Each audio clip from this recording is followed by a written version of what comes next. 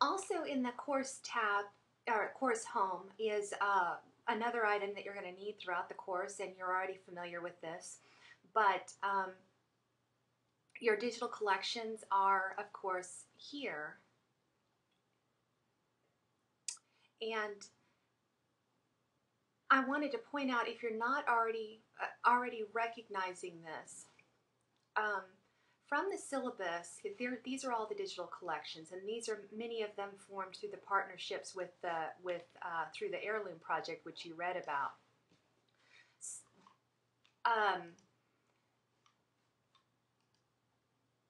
When you dig into the digital collections, notice that all of these are Northeast Texas digital collections because they cover life in Northeast Texas. And remember that any project from the syllabus and anywhere, remember that any project that begins or ends in the Northeast Texas digital collections is appropriate for any of the essays that you're writing in this class, which is another reason that Memories from Old ET is a really wonderful resource for you, because there are all these stories from people who have connections with our college and life in this area that then can be coupled with items from the digital collections likely, and if those items aren't available in the digital collections, they can be coupled with items from the physical archives, and I'll show you about the finding aids and so forth that I was mentioning before in a minute. But all of these are, the African American History Collection are largely items that also exist in some of the other digital collections, but they're gathered here together because the grant that they've had for the last couple of years has focused specifically on African American history. These are war experiences through the Korean War, people who have ties to this area. The World War II project is their oldest collection, and there are a number of oral histories in this as well, including people with that may not have been served in the war, but certainly experienced World War II on the home front, which is really important.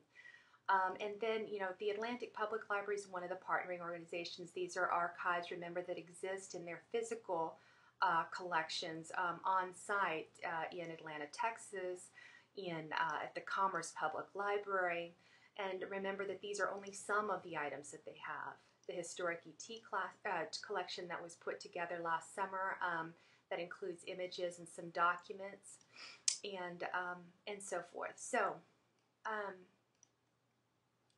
any project that begins or ends in these digital collections is worth both that in terms of the information that they provide and in terms of the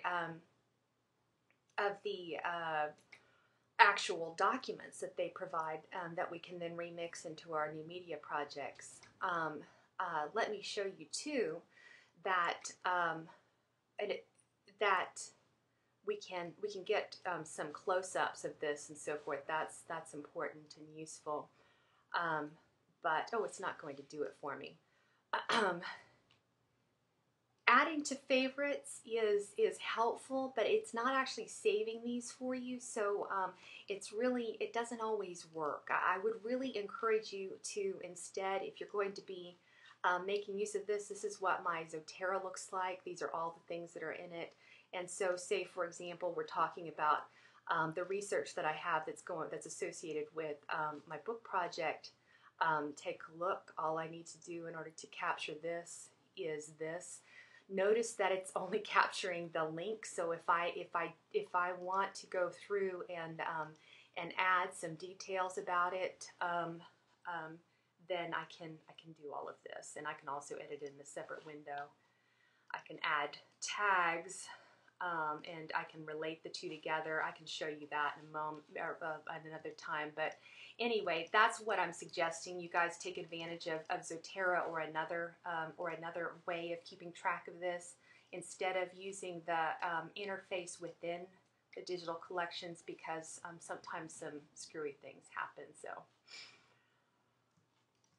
and it looks like something did here. Some of these windows